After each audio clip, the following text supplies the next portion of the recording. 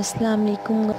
آج میں آپ کو نظر کی کمزوری کے لیے ایک چھوٹا سا وظیفہ بتاؤں گی، اور اس کے علاوہ وہ مرض جو لا علاج ہیں ان کے لیے بھی ایک چھوٹا سا وظیفہ ہے۔ آپ بہت ہی آسانی سے کر سکتے ہیں، اور جن لوگوں کی نظر کمزور ہے ان کے لیے ہے کہ جس شخص کی نظر کمزور ہو وہ وضو کرے، اور وضو کرنے کے بعد آسمان کی طرف دیکھ کر اول آخر درود پاک پڑھنا ہے، اور درمیان میں سورۃ القدر پڑھنی ہے 1 مرتبہ۔ یہ عمل آپ نے کچھ دن تک کرنا ہے، انشاءاللہ اس کی برکت سے آپ کی نظر بالکل ٹھیک ہو جائے گی اور پھر کبھی کمزور نہیں ہوگی۔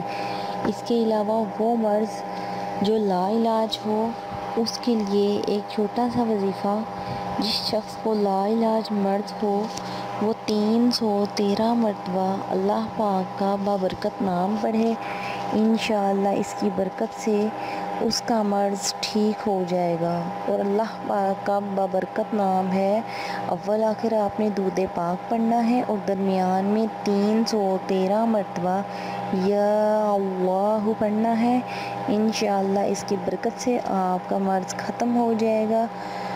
میرے چینل کو سبسکرائب کرنا بالکل مت بھولیے گا۔ اپنا خیال رکھیے گا۔ اللہ حافظ۔